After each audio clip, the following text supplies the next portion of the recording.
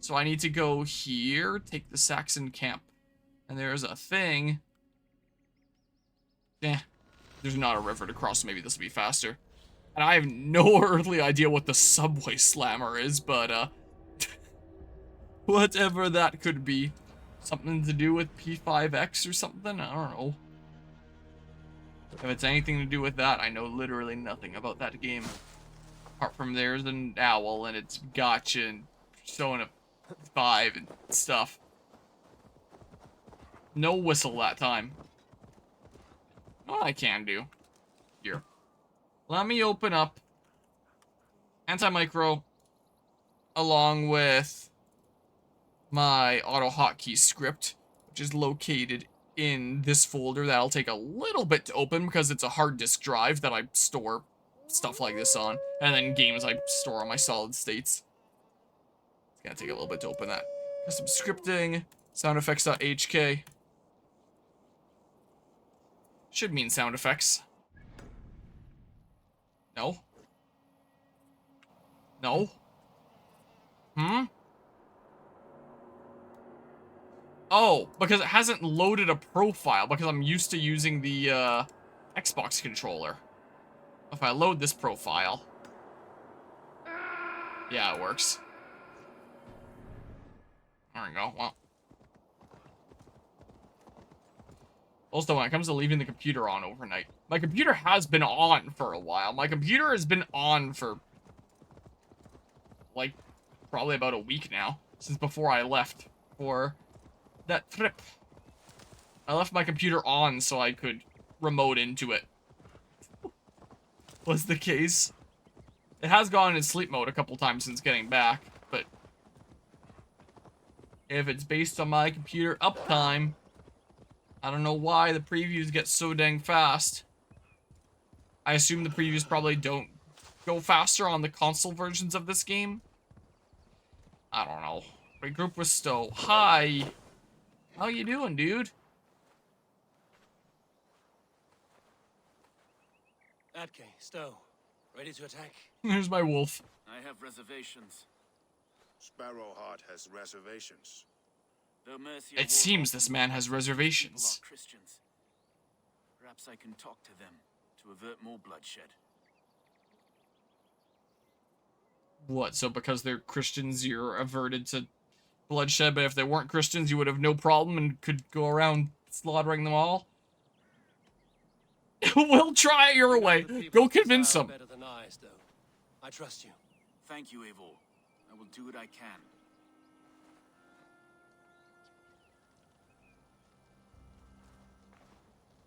Brave soldiers, my name is Stowe, Reeve of London, and this Dane at my side is Reeve Erke.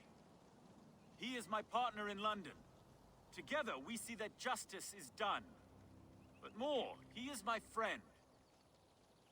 In London we live in harmony with the Danes. So could you. But your king does not share our philosophy. Alfred bleeds his land dry. Works you all to the bone for a needless war. Now he wants you to die for it. So I beg you, in God's name, walk away from this camp. I will find you new and worthy employment in London. You are good men, and true. I would not want this day to be your last. This one's right. The Danes are here to stay, like it or not. What good's dying now? Don't be a lackwit. Soon as you drop your swords, they'll murder us. That's no heathen talking, he's a Saxon. I, for one, believe him. Come on, lads. It's a new life in London for us. Better that than dying here in the mud. We'll deal with you traitors later. The rest of you... Great try, friend. But now we do things my way. Well, there's at least a couple of guys there that are super convinced. Iron speaks loud. I could use some arrows or something. Food? Yoink, I'll take that. Yoink. I feel great. Yeah, I feel great. Yoink. I'll take all that. I took someone's old pillow, apparently. Is there really no arrows around here or anything? Nada? Can I send you into the fire? Oh, fuck. I can't believe you've done this. Ow. Why don't I just, like... I'm not picking these up. Oh, good. Oh, good. Yes. That's good. They can deal with it. Don't worry about it. Well, camera, why you do this? If my energy seems like it's a bit lower than during a lot of these streams, it's because it is. It very much is. Decent while out of town, and then... What the? Huh? Where the hell am I? What? Huh? What? Why? What are my checkpoints tonight? Why are they so terrible? Well, I guess I may as well chat a little bit about the week away here. So, we got my Fargo loaded up onto a flatbed trailer. And, it's the first time ever hauling this truck with a trailer, at least since I've been the owner.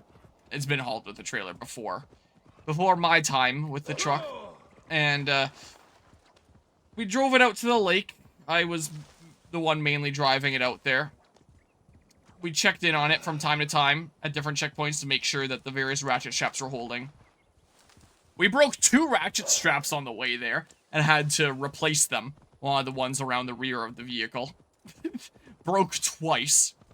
So, yeah, gonna have to replace the straps of those. Getting out of the city. I guess maybe at checkpoints you here so you have the opportunity to You know the try different things here. You can still do that. So, we broke 2 straps and a bolt came out. when words fail, iron speaks. Oh, there's arrows. So, in my truck, in the body, right in front of the, right kind of behind the cab, in front of the rear wheel fenders, there's like a hole on either side where a bolt goes in. And on one side, there was this bolt that was sticking out a decent ways, and I never really noticed that with the other side, and that's just the way it's always been. And I figured like, oh, whatever it is, it's something some previous owner figured out, it's fine. I never really thought all that much about it. It would seem that all the vibrations, I guess, from the truck shaking around on that trailer, I guess had loosened that. And so this bolt was like sticking out part way, and I so much as grab it and give it a light tug and it comes out. And all of a sudden, this bolt is gone from what appears to be a pretty important looking part of the frame of the truck. The frame slash the body or something or other there. And, I didn't really want to be driving around that much with that bolt missing. So, I ended up driving to the local town. That was like a 10-minute drive up the highway. And ended up going to a place there to get a replacement bolt. When I showed the original bolt, the guys there thought that it looked like the bolt had come from a stove or something like that. And that some previous owner had probably shoved it in there as a temporary solution. The threads on the thing were like completely stripped. That thing was not usable at all anymore. Got a replacement bolt and really struggled to jam and screw the thing in there. Lifted up the truck a decent bit, and with help from a few people, we got in there and seemed like, okay, well, there's a bolt in there. It should be pretty okay, I hope, maybe? So we got that bolt in. And I think some other stuff got messed up too. So I was driving it around a decent bit this past week. Oh, there goes that guy. But it feels very different. It doesn't feel like that vehicle has felt driving it earlier this year. Since getting that new transmission and driving it around a bunch this year, it felt really good. Like, it was starting really reliably. It felt like it was getting a good amount of fuel. Like, I was very confident in my ability to get from point A to point B in that vehicle for the first time starting this year. Like, I was never worried about potentially being stranded or anything like that. But since getting out there, I don't know if all the vibrations on the trailer loosened some more things. It feels a little bit hard to start, and when I would start it before earlier this year, it would just keep running. I would have no issue with it potentially stalling and needing to be started again. But now, I start up, and sometimes it'll kind of fizzle out and die, and I'm trying to give it a decent bit of gas after starting it so that it doesn't do that, but it still does that from time to time, and then I need to start it again. That was never really a concern before. I set off my own trap. So, I don't know what exactly is up with that. And in terms of just generally driving it, it feels like it's a bit harder to drive it without stalling it. Like, it feels like... I'm very used to this vehicle at this point, so I can do it. But it feels like the skill level required for driving it just went up a notch. It feels very much like before it was getting like a really direct line of fuel that was really good, very little air, lots of fuel right in there, the engine was running good. Now it sounds really bubbly, like there's a lot of air getting in there. Like it's a lot less fuel in the mix and a lot more air. And, here, just do that, whatever. Whoa. The guy that rebuilt my transmission lives, whoa, not that far away. Just a little ways down the highway. I can't see anything past this. So, just before heading out, we decided to take the truck to him. Since we figured while it was out there, he could have a look at it anyway. And now there's more things for him to potentially have a look at. Well, let's go ahead and do this, how about? Sounds good to me. Stealth attack. So I had it on the highway. It's the first time I've ever had my truck on the highway because I can't exactly go highway speeds. Those old trucks are geared low so that they have less overall speed, but more torque so that they could haul more things since they were meant to be work trucks and all that. So that's a trade-off so that you get more hauling power. So what I'd heard about those trucks before is that like both my dad's Mercury and my Fargo would typically be able to hit a max of about 50 miles per hour or about 80 kilometers an hour. And since getting my new transmission in, going on the back roads back home, where it's a rural road with a decent high speed limit and stuff like that, I was pushing my truck up to 90 kilometers an hour, however much that is in miles, on the way home there. But considering it was on the way home from the shop after getting the new transmission installed, I didn't want to push it to its limits. So I could probably get a little bit more than 90, but I was hitting about 90 and the engine was still sounding good. It sounded like it was very much being pushed, but it was sounding pretty good. On the highway, since getting out to the lake, I was hitting probably about 70 kilometers an hour. It feels like I could still push it farther if I wanted to. Same with like when I was at 90 before. But both it felt about to be the same amount of gas that I was giving it. So what was my 90 kilometers an hour before is now 70.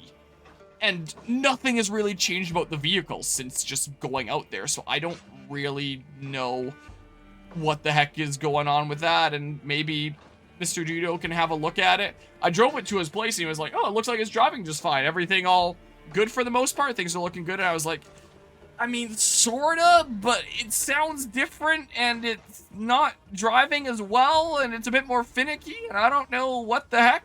So I'm a little bit sketched out. Maybe he can have a look. I'm really hoping that's just something simple, like the carburetor, the thing that injects fuel into the engine, literally has a screw on the side that you can adjust that adjusts the amount of fuel going into the engine, just normally, just while at idle. I hope that all the vibrations just adjusted that screw, and it can just be adjusted to the right amount. And then we're good again. Hopefully it's something simple like that. And that's something that I can probably just troubleshoot and figure out myself, but I didn't have time while we had, like, the guests of my cousin's 2 kids, and one of them brought a friend of theirs out, so we had 3 kiddos out at the, at the lake for close to a week. So I had my hands full with that. I didn't really get the chance to just, like, sit down and be troubleshooting my truck. But if it's something simple like that, I can fix it easy peasy, but it feels very different, and I'm very concerned. Stuff. Yeah, I'm very enthusiastic about this gameplay. I am so hyped about this. They're dealing with it over there. Look, they got it handled. So, I am slightly worried about my truck. In a couple of weeks, I'm going to be out there again, and hopefully going to a car show together with my dad and his old truck. And it'll be the first time that those 2 trucks have ever been together in a car show. And then hopefully my truck will be back in town here in time for Fragapalooza, and then I can tent in the back like I've done before. Hopefully it's running a little bit better again, like the way that it was before in the city. Hopefully all its weird issues are sorted out, because I am very quite concerned. Just a decent smidge here. But we did get my truck all decorated up with the spare Canada Day supplies, plus some other party stuff that was just kicking around from, I don't know, I guess someone around the village donated it to my dad or something like that. I'd never seen this party stuff before. So we put a bunch of, like, bows and banner thingamabobs on my truck. I decorated it with my little cousins. And we ended up driving in the Canada Day parade together. I posted a, if I alt-tab off, I guess that makes me dash back. Am I still hidden?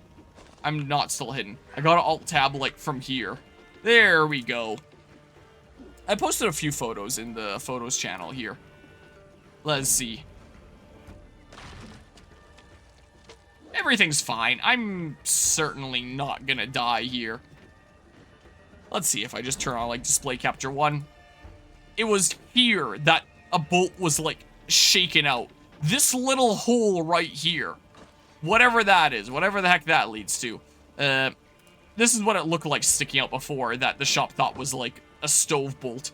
And clearly it's not what was supposed to be there, considering it's, like, wearing out the edges of the hole. That is not the case with the other side, but hopefully that's sorted out now. So it's the first time that I, at least as far as I can remember, seen these two trucks side by side, which was really quite cool to see. There's a front license plate that my dad picked up in New Orleans when we were down there last year. The Voodoo license plate. So it was cool seeing these two ones side by side. The Mercury was already decorated up with, like, some spinners and some Canada flags and stuff like that for Canada Day, which July 1st Canada Day, though we were doing celebrations on the Saturday since that was the weekend and all that. So we got my truck all decorated up with a whole bunch of stuff. So I strapped this kind of stuff around the front. And it was a whole bunch of colors. Hey! Hey!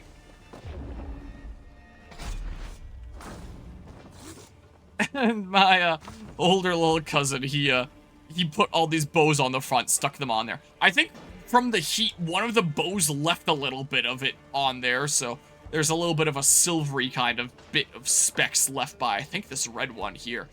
Put a Canada flag on this mirror here. There's not a mirror on the other side to stick a Canada flag onto. And I stuck some Canada flags out the corners here since they're no longer filled with pine cones like they were at the beginning of my Fargo project. Quest completed. Arrive unexpected. Multiple new quests. Alright, well. Put some of these Canada flag stuff and just had a decent bit of stuff on it. So, it looked very different there with all the decor stuff on it. In the middle of the Canada Day parade, for one surprise is I was actually the one leading the parade. And I thought that maybe my dad and I would be driving side by side. We weren't. He was at the back of the parade. I was at the front. Yeah. Sure doesn't look like a America flag, huh? What are you saying? So we got some Canada flags around there. I was leading the parade. And towards the beginning, yeah, they probably should, shouldn't they? I lost one of these. So there was two.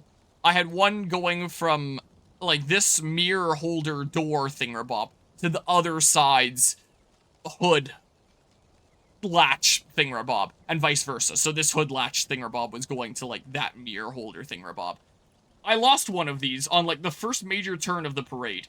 I just remember hearing a sound. I didn't know what it was, but I was continuing to drive just fine. And by the time we got to the lakefront, I was missing one of these, and I only had one. So, I lost one around there, and other people told me that that was exactly where I lost one. So, by the end of the parade, where we're taking pictures down here, that's why I only have one. One of them vanished during the parade, so there's that. I put a couple bows on the sides there, put a big Canada flag here. And it was kind of cool getting some photos by the lakefront and stuff like that.